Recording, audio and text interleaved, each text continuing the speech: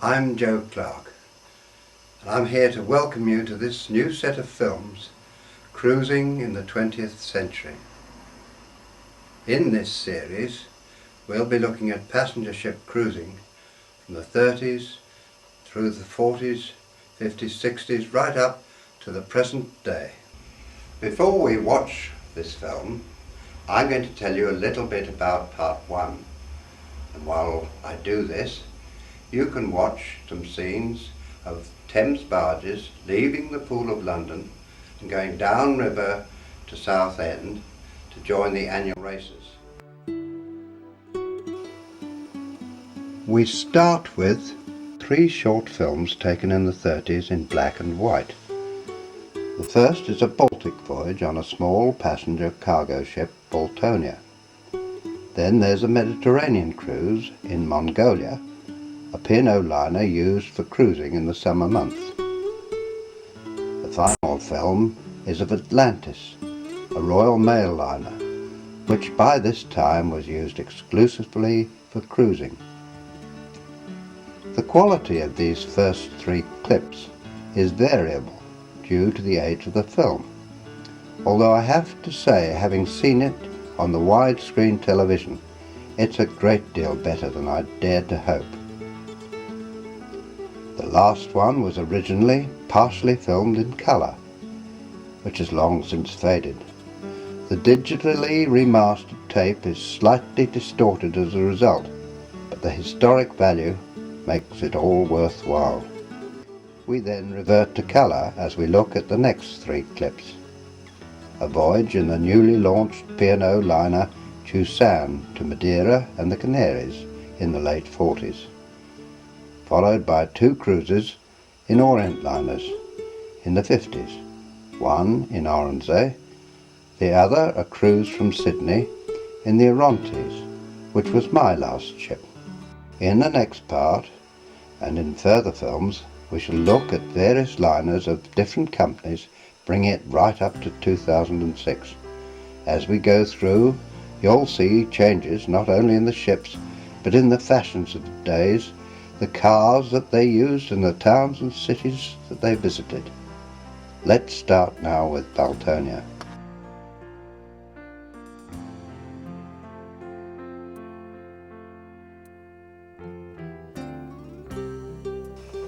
A look at the guide to cruising and the itinerary.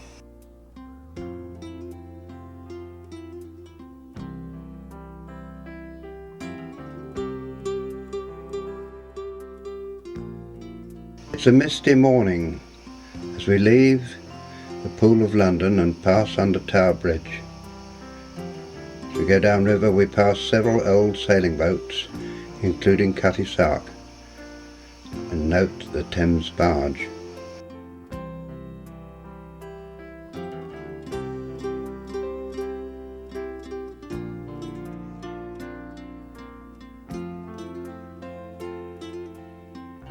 The pilot goes off in a rowing boat.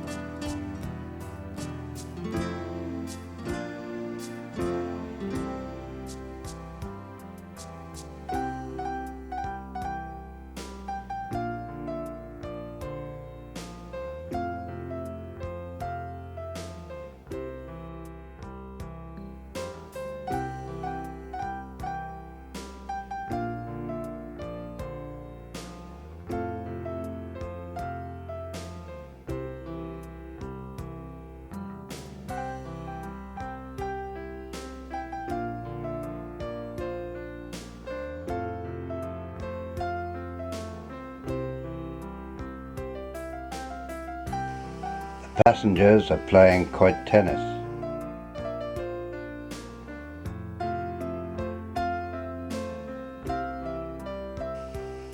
This gentleman is using the up-to-date gym facilities on board, a skipping rope.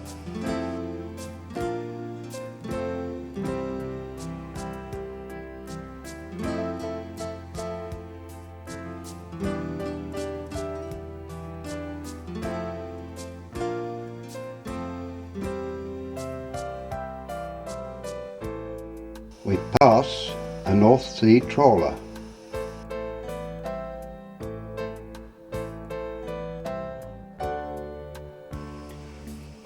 Work goes on as usual.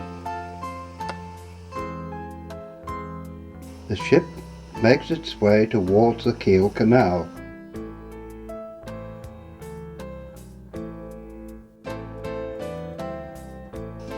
The second mate pokes his head out of the chart room. The German pilot's boat has an engine.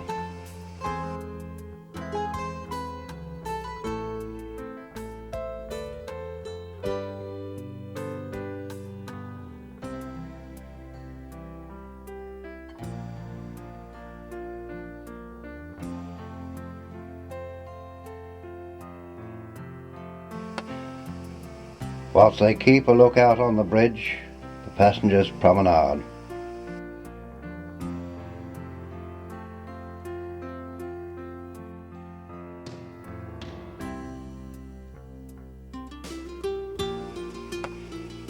These look like German sailing barges, somewhat different to our own Thames barges.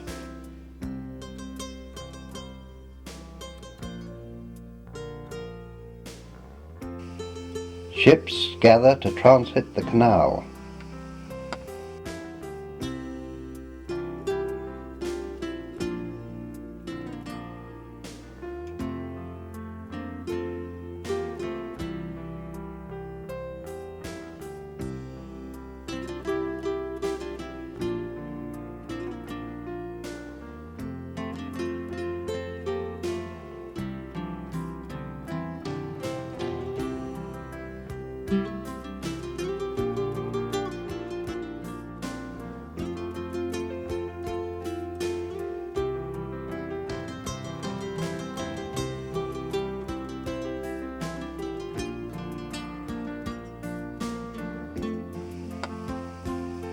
The canal pilot boards. He's got a very smart craft.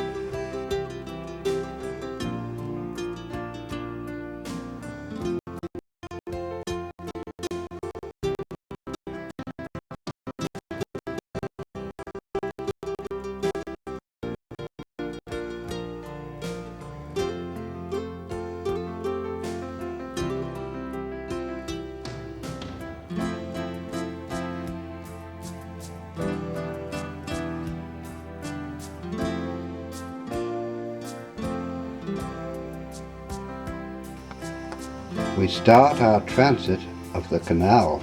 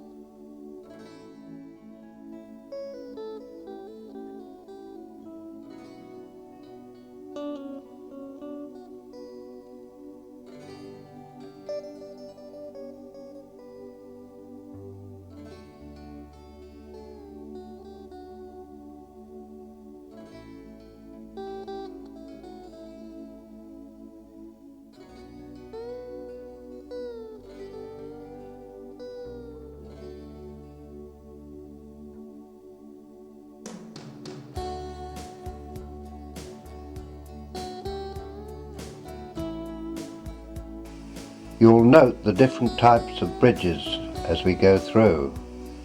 Some lift, some are fixed, and others shift and swing to the side.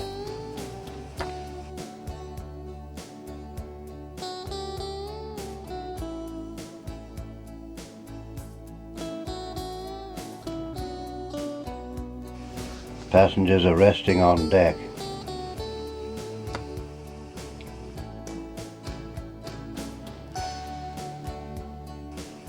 A crew member climbs the mast. It's not long before he's climbing down again.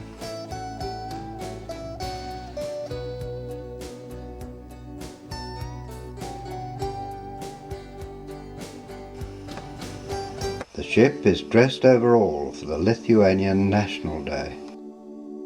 we see the harbour of Memmel and are pulled towards our berth.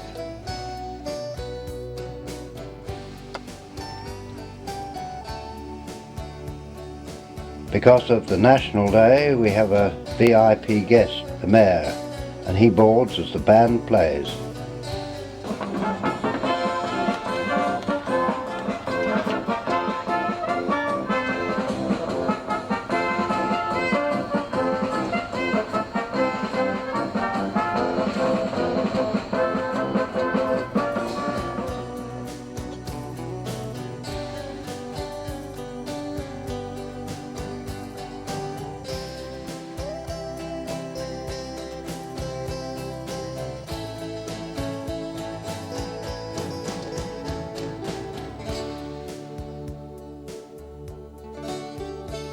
We're passing a sailing bark and a steam tramp.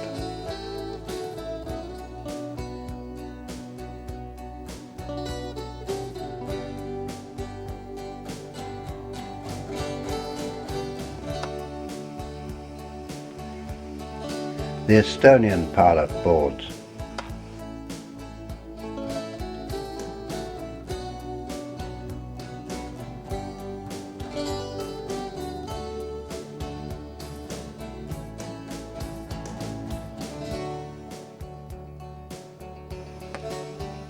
We get our first look at historic Estonia, which survived the ravages of the Second World War, as we'll see in later episodes.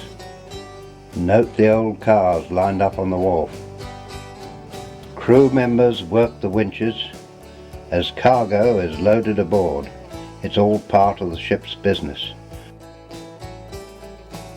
Meantime, the passengers are ashore and overlooking the city.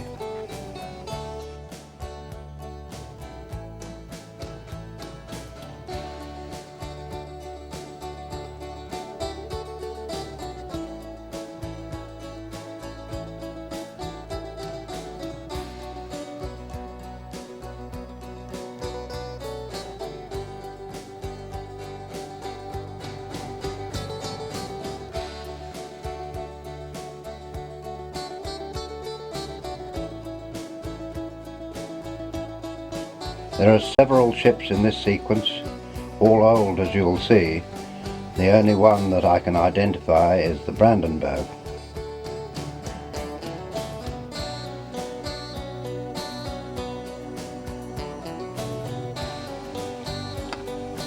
But there's Baltonia at last, moored alongside.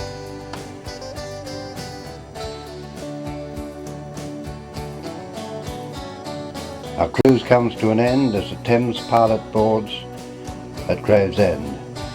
The passengers get a final brush down before disembarking.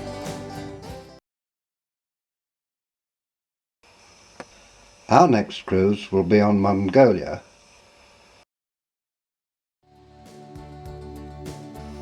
P&O's Mongolia.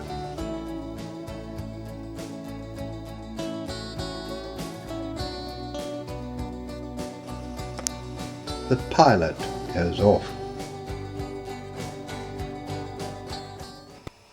It's already hot enough for sunbathing.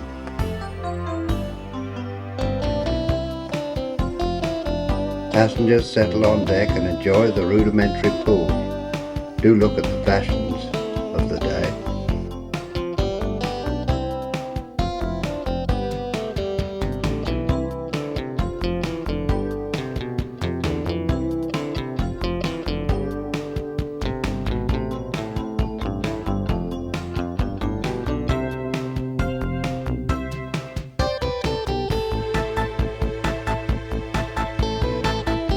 We're off Gibraltar, but we'll not get ashore today.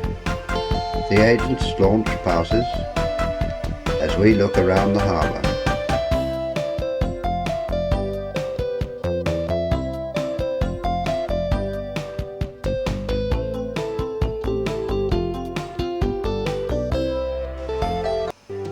Bumboats come alongside to sell their wares, and we switch quickly. Our first trip ashore is in Barcelona.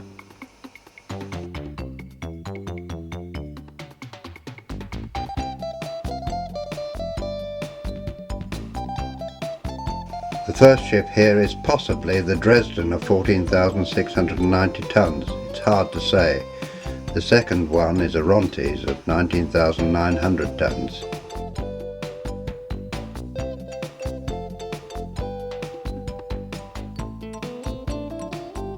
We're off on a shore excursion. There's plenty to entertain us here.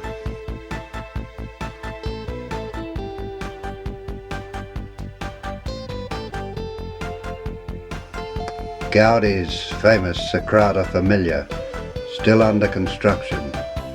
We'll see how it progresses in later episodes.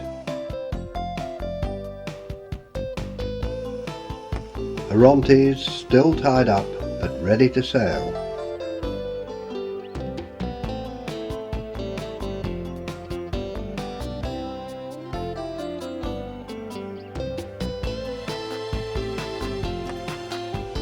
Orontes steams out of the harbour and we move to our next port of call. It's going to be Tangier.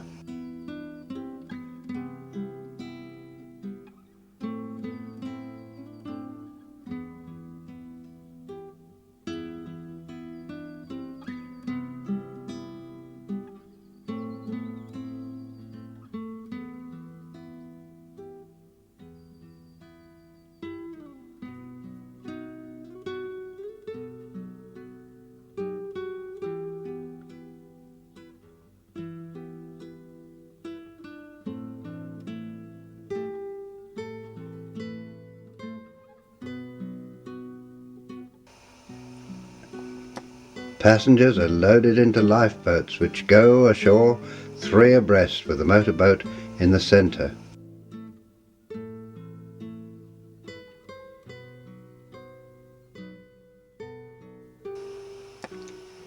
Cars line up for the shore excursions.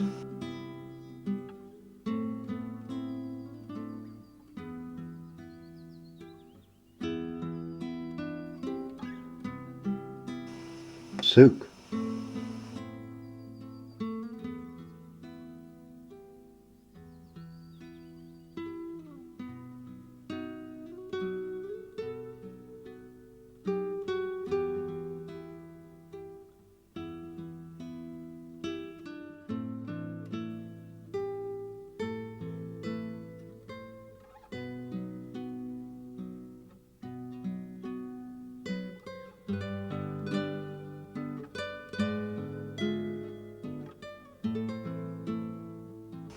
This ship is Jamaique of 10,250 tons.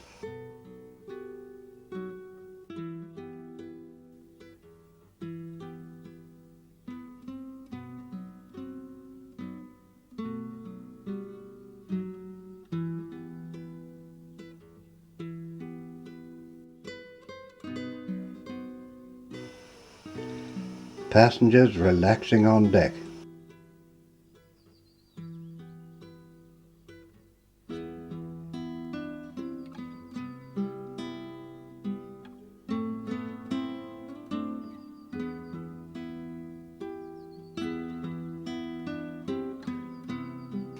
Indian sailors are working on a piece of canvas. More frolicking in the pool. What about health and safety?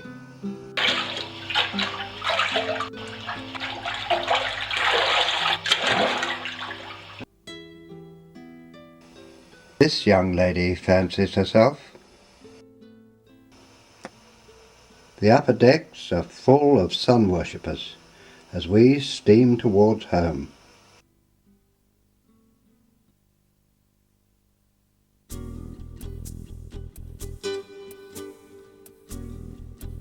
In Southampton we see the Rotterdam of 24,149 tons. The colour in the next clip has long since faded, which affects the quality. See Atlantis at anchor.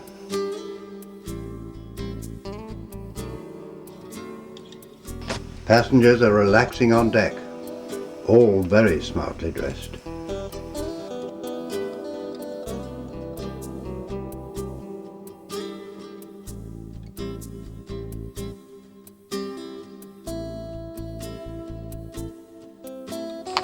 Going ashore by boat in Nice. One has a mink fur wrap, and look at those hats.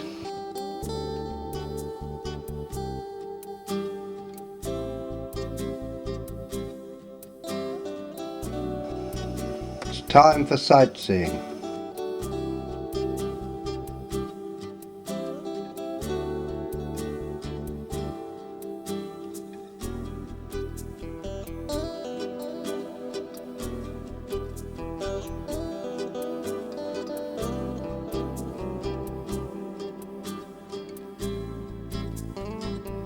Back to the ship, and at sea our course is guided by the dolphins playing around the bow.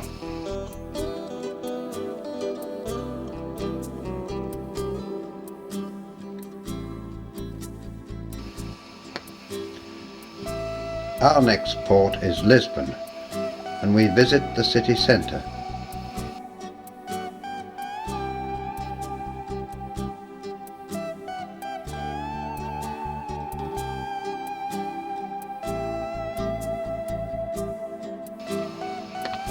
Outside the central square is busy with trams and pedestrians.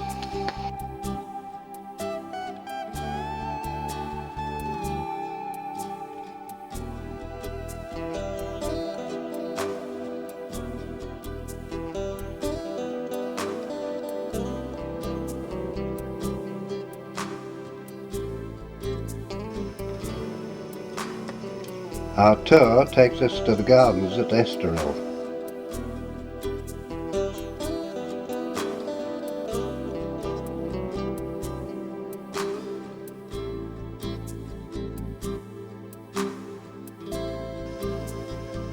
We set sail for Ceuta in Spanish Morocco.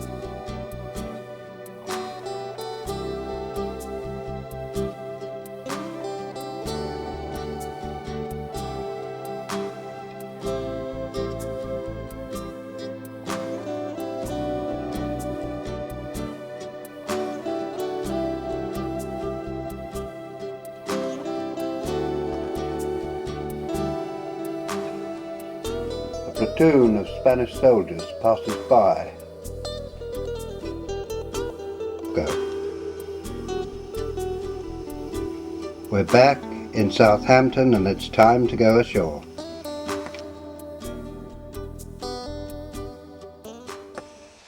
Now we do switch to colour for the next three sections aboard P&O's Chusan, the Orient Line's Oronsay, and lastly with another Orient liner, Orontes. Our next cruise is aboard Chusan in her first season in 1949, out in Yorkshire with a lucky couple about to leave for a 2-week cruise.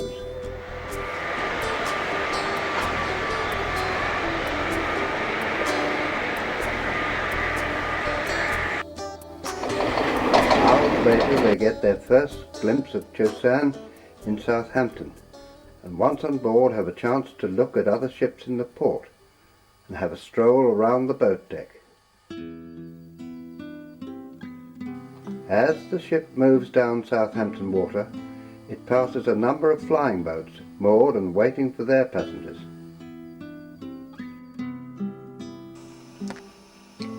A day or two out, it's warm enough to test the swimming pool.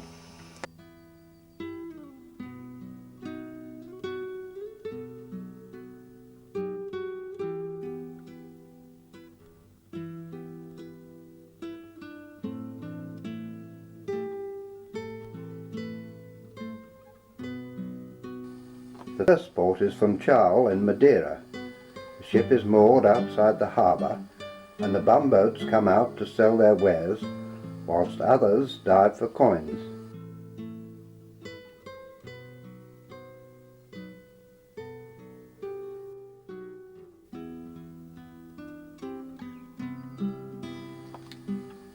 Once ashore, there's time to enjoy some of the island's attractions.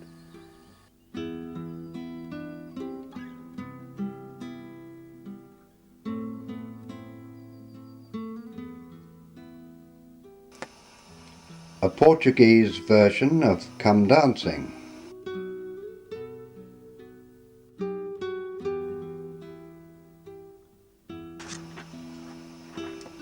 the almost obligatory ride in an ox cart.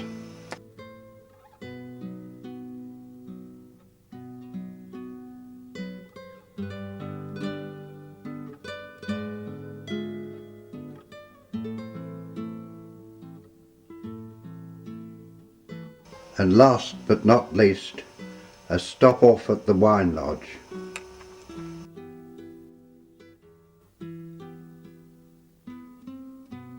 Back on board, it's time for a visit to the bridge.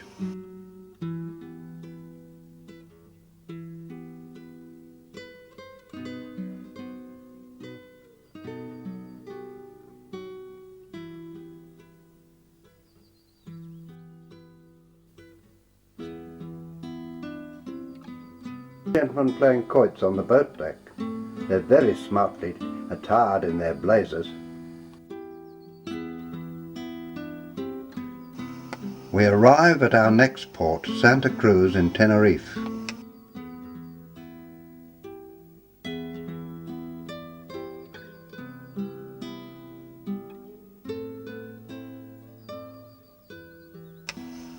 And very smartly dressed for a shore excursion, we make our way ashore.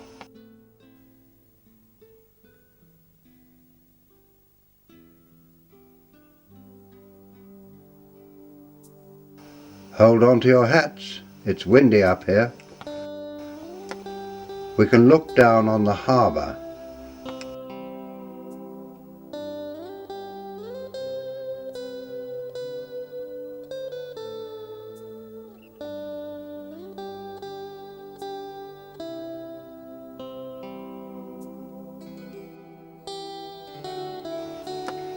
We take a little liquid refreshment before we move on. And we visit other Spanish ports. A barrage balloon is flying over the harbour as our tour continues.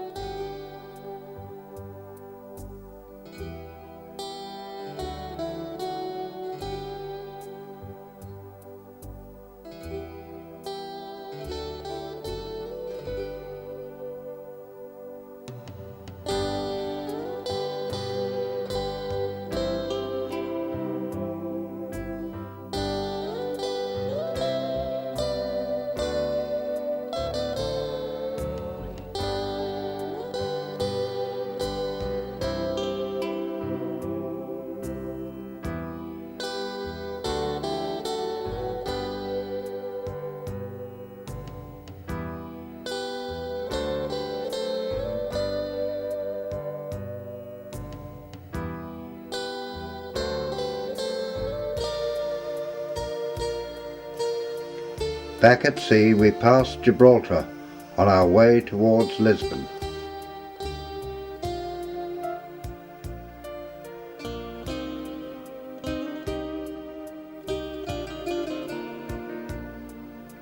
Arrival in the Tagus.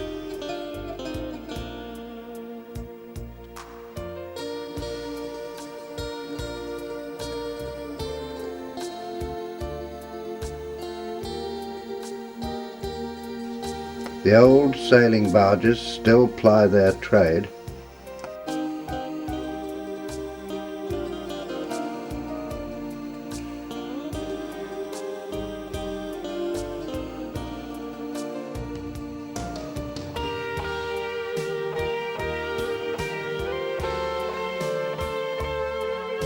It's back on board for a little relaxation before we are back home at the end of an enjoyable fortnight.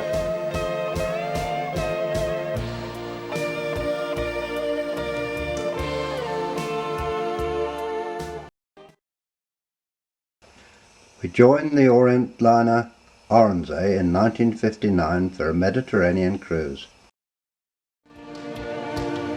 The postman arrives with a surprise packet.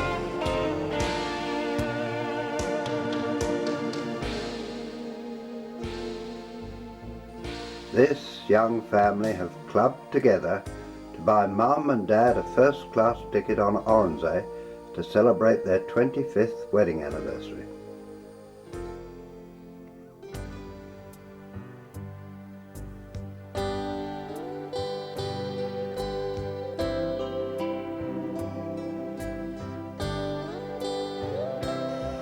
David shows them the itinerary.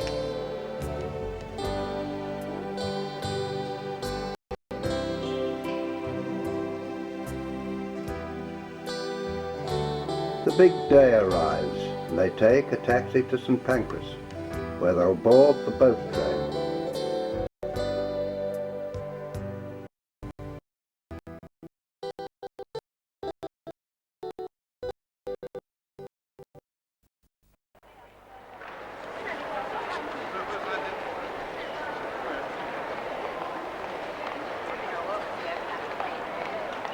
Their luggage safely aboard, they wave to friends who have come to see them off, and soon the train is pulling out and headed for Tilbury Docks.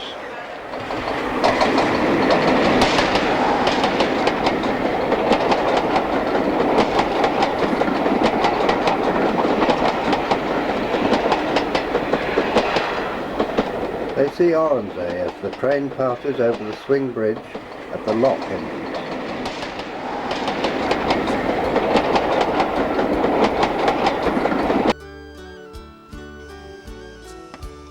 And now they can go aboard.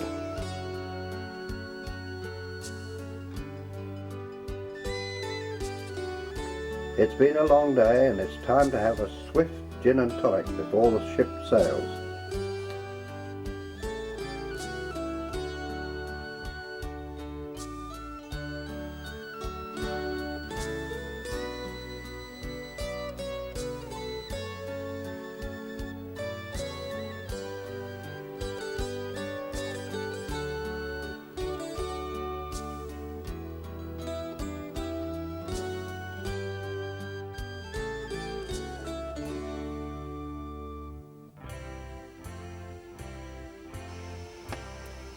Oronsay passes Gibraltar.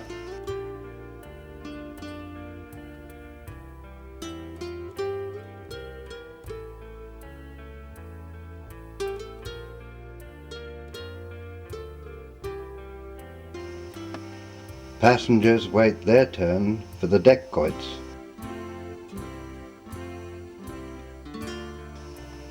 It looks as if we have the makings of a champion here.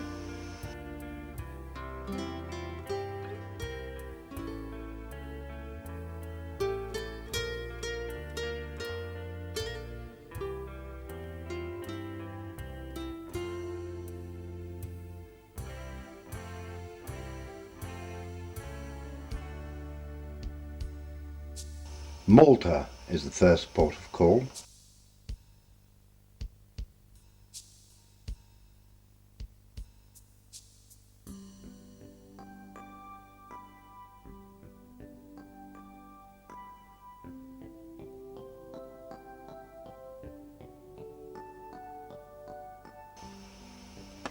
The ship is anchored in the harbour and the ship's boats are lowered to take the passengers ashore.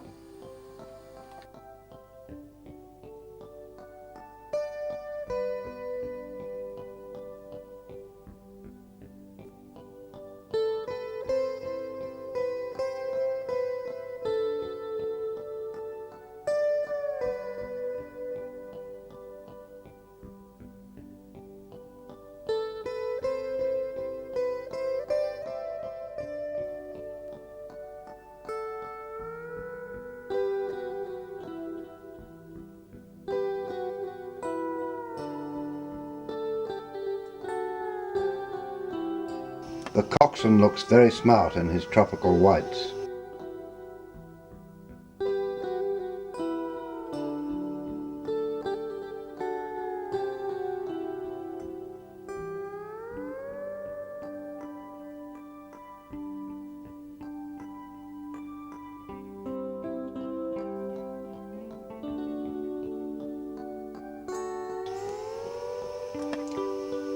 They're made welcome at the dockside. A troop of scouts passes us by, as we start our tour of Valletta.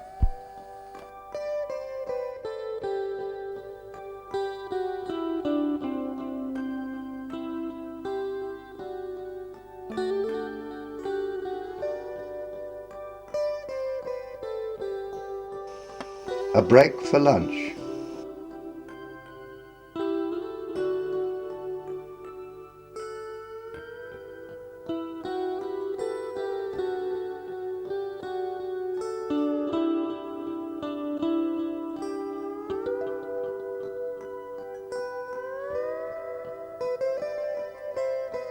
We visit the Dome Cathedral inland at Mosta.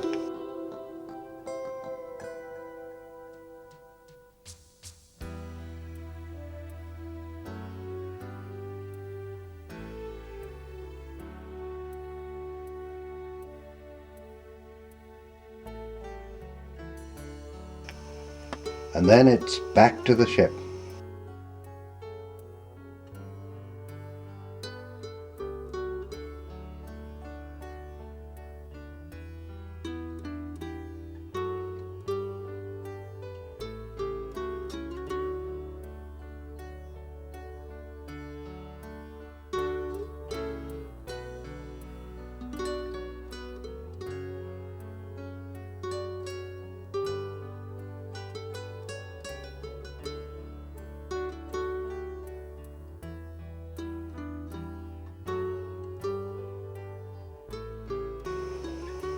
The lifeboats are hoisted up to the boat deck.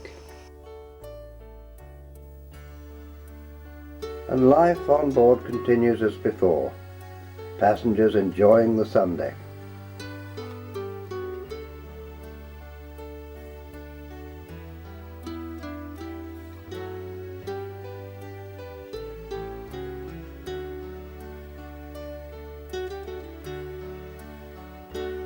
Down in the arena, one deck lower, the deck quoits competition is nearing the final stages.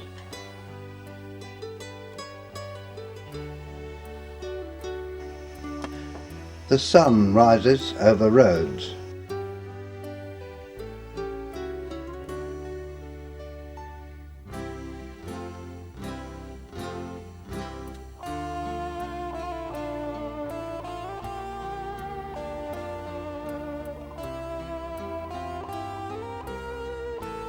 It's off ashore again, but that is where we lose the plot. Whoever it was that took the film then exposed it a second time. So we don't pick up their story again until we're back on the ship.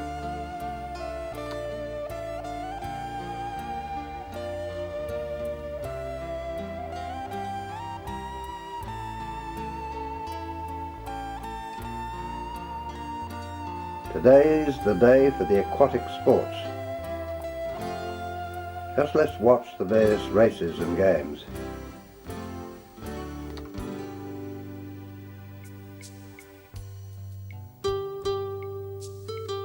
The Orient Line had a very distinguished liaison officer in Viscount Craigavon, who supervised the entertainment aboard.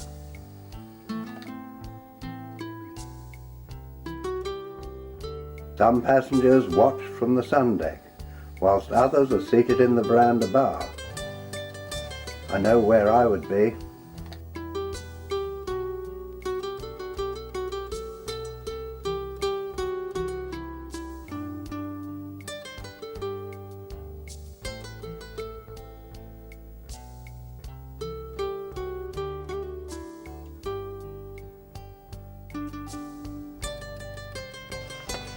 The pyjama race is always good for a laugh.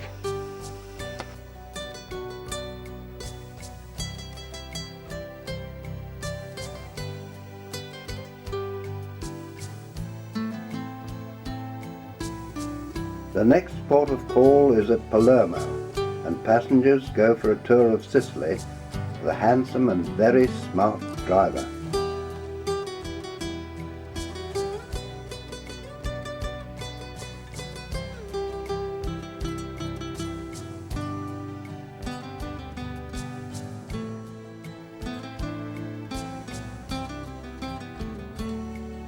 In the town of Taormina, A stop to buy postcards and a stroll around the square with its distinctive fountain.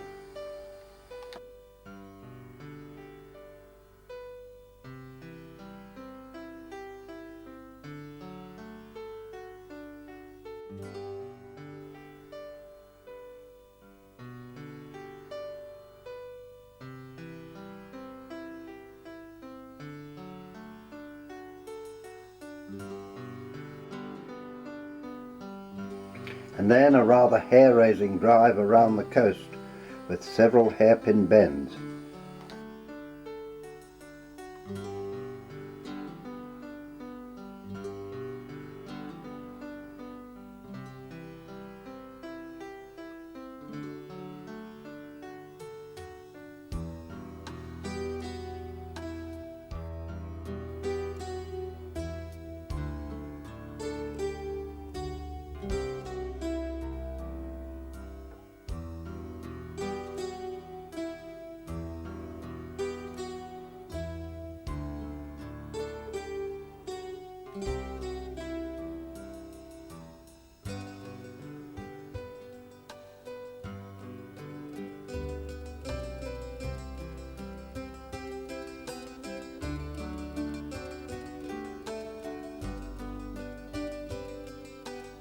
Back on the ship, the Quoits Championship draws to a close.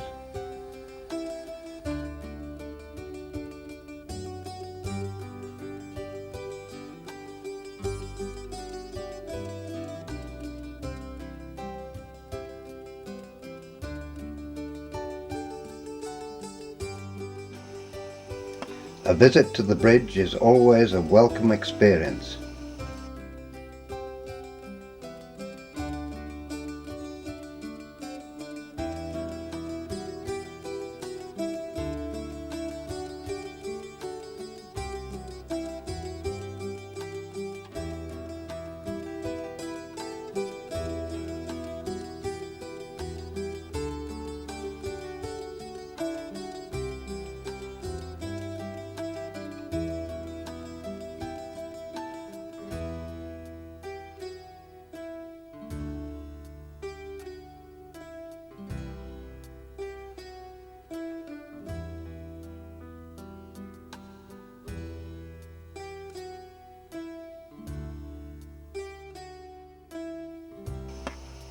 The cruise is over almost before it started.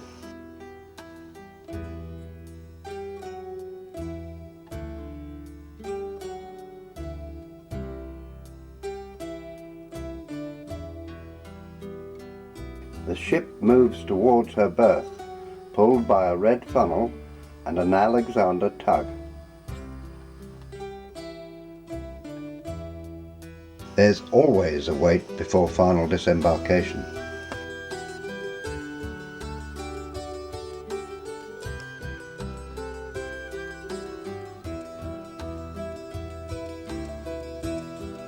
A last fond look back at Oronsay, already loading stores for her next cruise.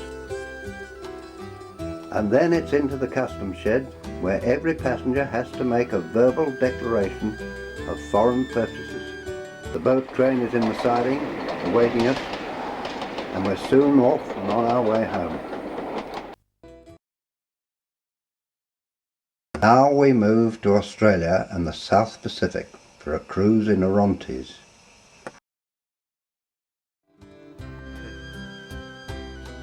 Sydney and the famous harbour bridge. A look around the harbour, starting in Pyrmont. From the Botanical Gardens, we can see a frigate of the Australian Navy, and in the distance, Fort Denison. Looking down Bridge Street,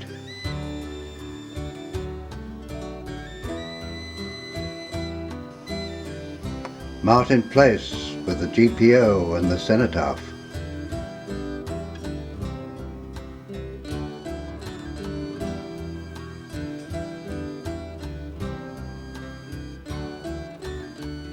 We're on Orontes, and it's time to go, and well-wishers line the upper dock with streamers. The embarkation parties are finishing and all visitors are proceeding ashore. As the ship pulls away from the pier, the streamers part.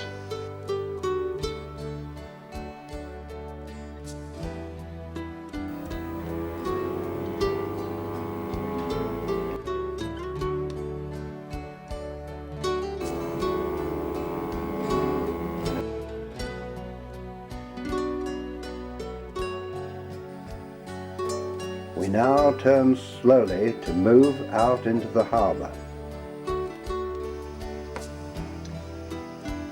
The old Union steamship Aorangi is berthed nearby. We pass Gothic of shore Seville lines.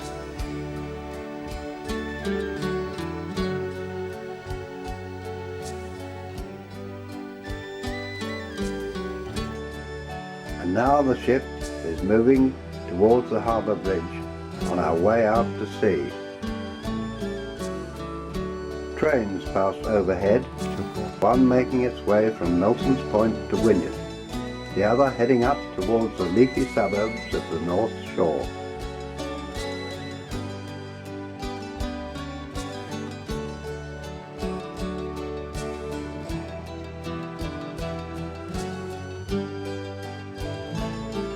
A ferry passes us, and then we see HMAS Sydney, a light fleet carrier of the Royal Australian Navy.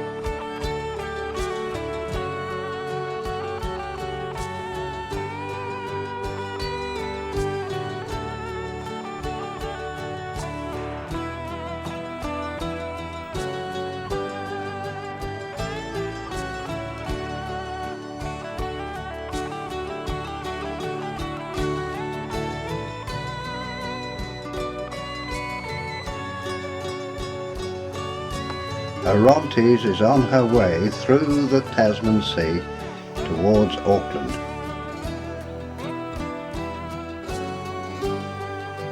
A steam engine and tender back down Queen Street, near the dock.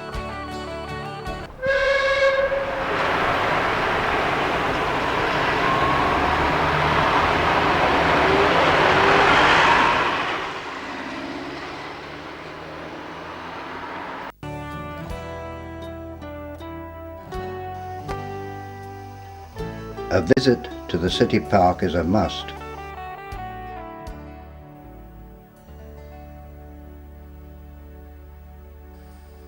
Further out, the War Memorial commands a lofty view.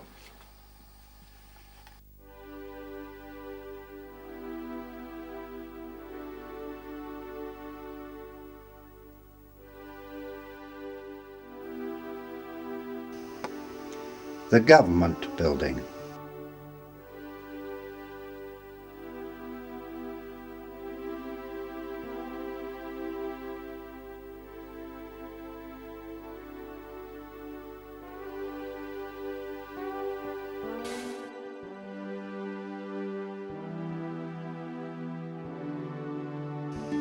A trip to Rotorua is on the itinerary.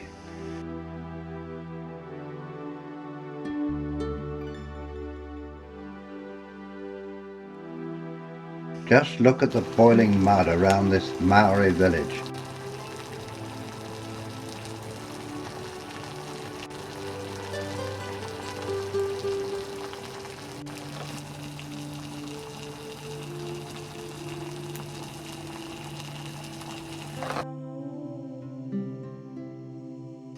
Sheep farming plays a big part in New Zealand's economy.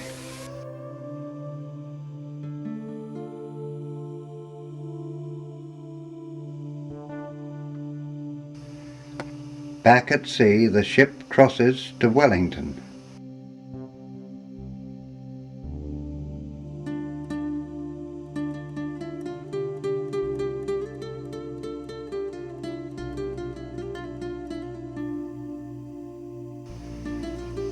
Three days later, the pilot comes out to meet the ship off Suva, Fiji. Union steam packet lies in harbour.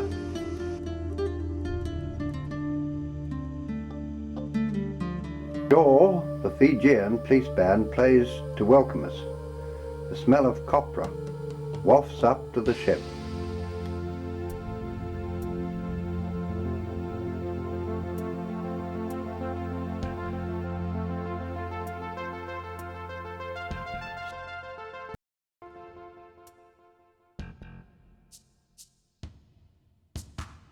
It's time to tour the town and its surroundings.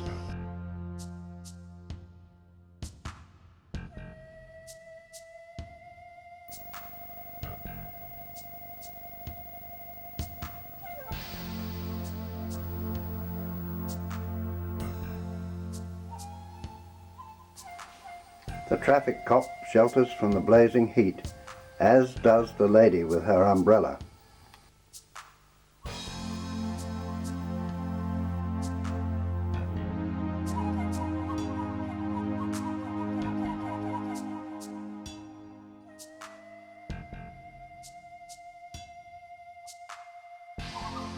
You'll note the air conditioning on this public transport.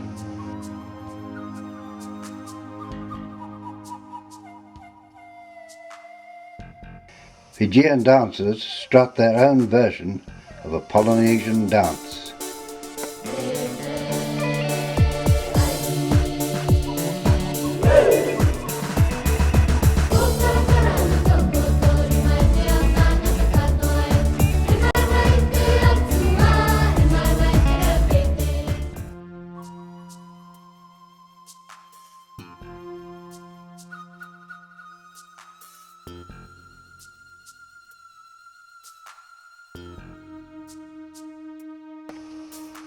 It's an idyllic setting, but soon we'll have to leave these lovely islands.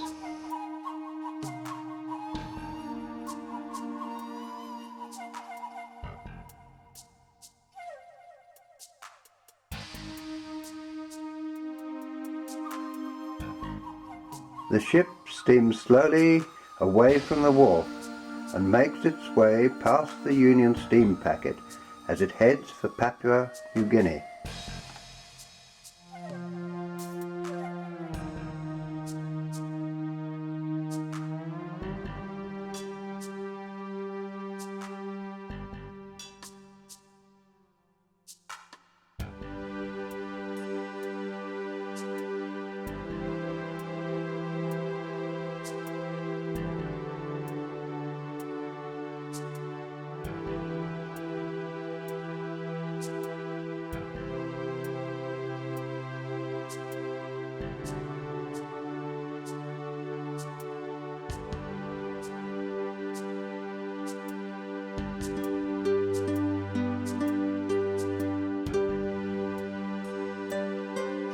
A reef heralds our arrival.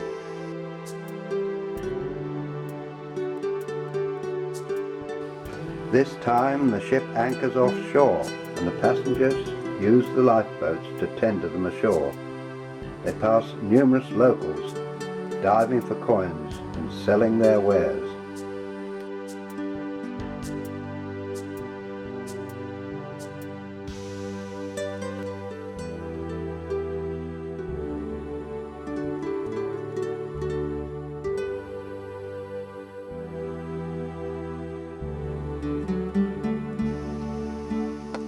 Once the ship's boat is tied up, the passengers walk ashore. A pipe band entertains us.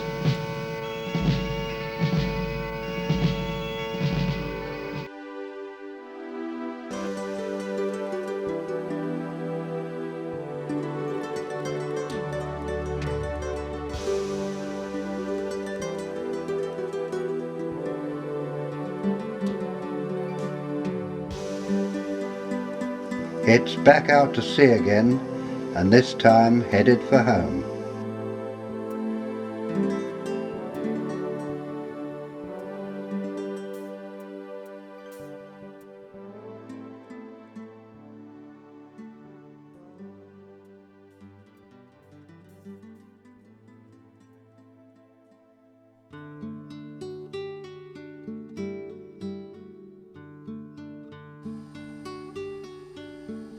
Sydney's famous pilot boat, Captain Cook, comes out to greet us.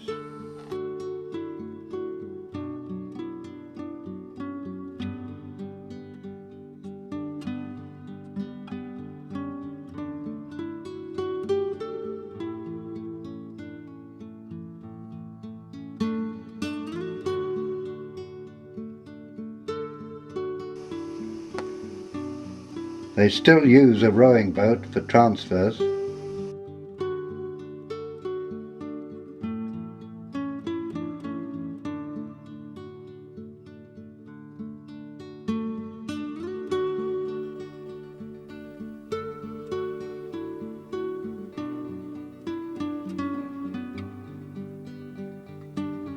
Through the heads, Orontes passes a ferry on the way back to the berth in Pyrmont, at the end of another sunny cruise.